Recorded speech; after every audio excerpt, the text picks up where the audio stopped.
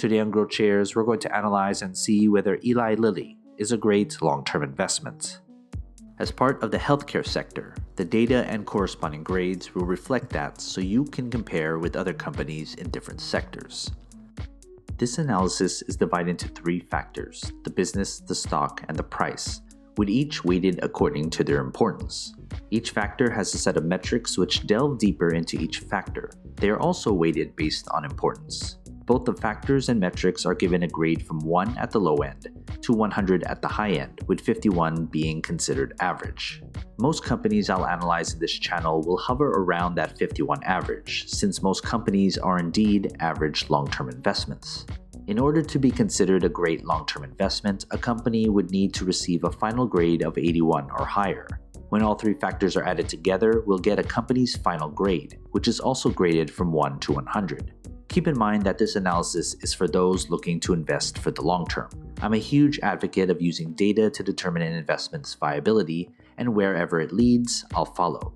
Please read the disclaimer and pause this video if needed. The business factor receives 45% of this company's overall analysis, by far the largest given allocation. Since I look at the viability of a company as a long-term investment, analyzing how it operates and generates positive cash flow is essential in determining whether to invest in it or not. There are 8 metrics that make up the business factor. These 4 metrics combine for 45%, and they tell us how bright of a future the company has. These 3 metrics combine for 35%, and they tell us how well the company is doing today. And market dominance at 20% tells us how well the company is doing against competitors and potential rivals. If you want to know more about each metric, I have made a video detailing every metric. Link in the description below. Here are the grades for each business metric. And here is the company's business grade: 10 and below making it a failed business, and 91 or higher making it an extraordinary business. The stock factor receives 35% of this company's overall analysis, the second most allocated factor. Has the company's stock performed well enough to invest in? This factor mainly deals with what others think the company's worth, based on its market action. There are 5 metrics that make up the stock factor.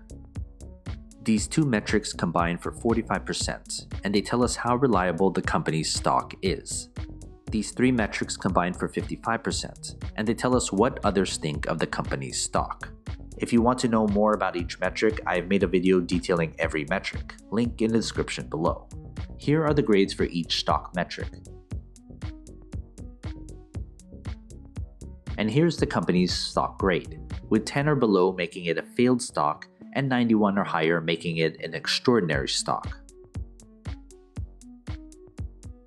The price factor receives 20% of this company's overall analysis, the smallest allocation, yet something most investors tried to determine. Price per share isn't everything, but it does determine the best price at which to invest. However, looking solely at the price regardless of whether the company has a good business or a good stock isn't a good idea, especially if you're looking to invest in this company for the long term.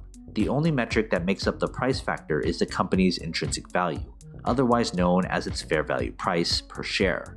Here's the company's intrinsic value and its price grade, with 10 or below making it expensive, 51 making it fairly valued, and 91 or higher making it a bargain.